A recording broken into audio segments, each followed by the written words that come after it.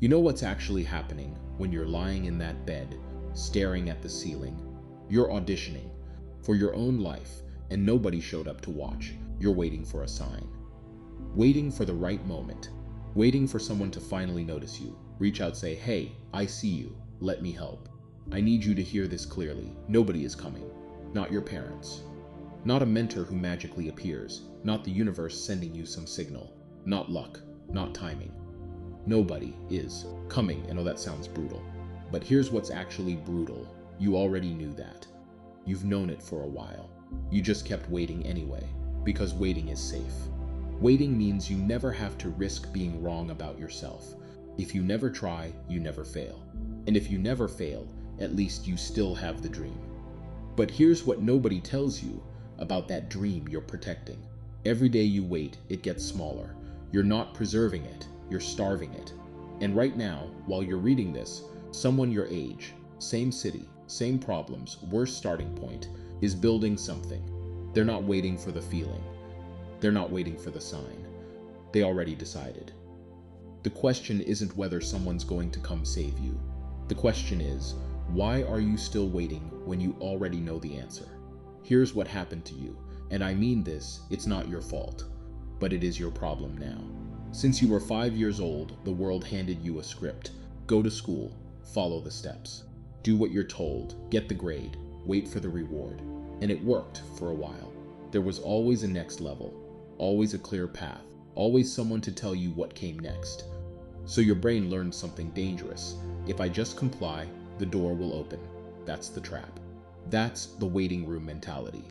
You're sitting there, looking at the door of your life, expecting a real adult to walk in, call your name, and say, "Okay, your real life is starting now." But here's the thing about that waiting room. There is no receptionist. There is no list. The door doesn't open from the outside.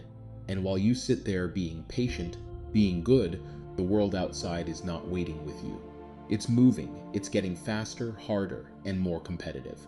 Every month you spend in that waiting room, the gap between you and the people who left gets wider. You know what you are right now? You're a lion in a zoo who forgot he's a lion. You've got a roof. You've got food. You've got a phone that fires dopamine straight into your brain every 6 seconds. Your body thinks you're safe. Your brain went into power save mode. But the zookeeper isn't going to feed you forever.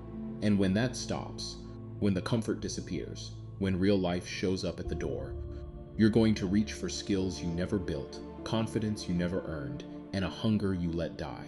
The system didn't prepare you for that moment. It prepared you to need it.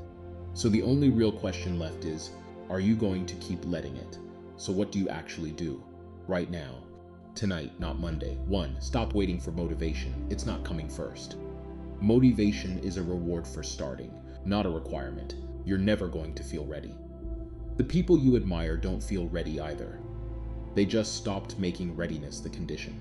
5 minutes of real movement beats 3 hours of planning to move. That's not discipline. That's just how this actually works. 2. Make one decision today that your future self doesn't have to pay for. Not a big one. A real one. Put the phone in another room.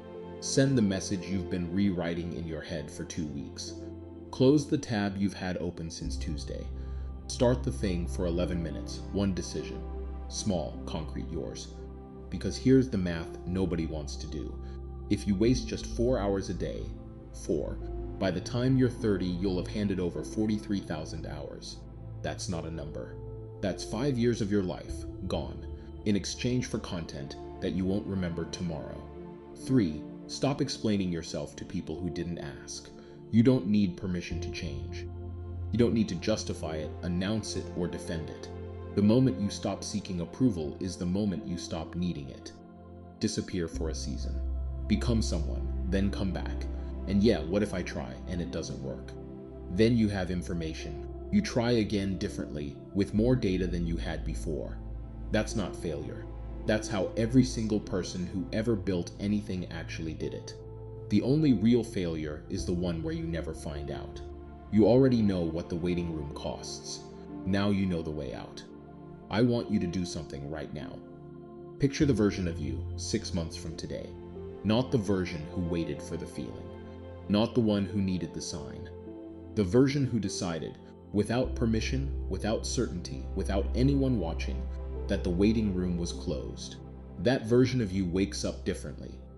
Not because life got easier, because they got harder to break. They made small decisions every single day that nobody applauded. They moved when they didn't feel like it. They stayed when it would have been easier to quit. And somewhere in that process, quietly, without announcement, they stopped being the person things happened to and became the person who made things happen. That's not motivation, that's identity. And here's what I need you to understand.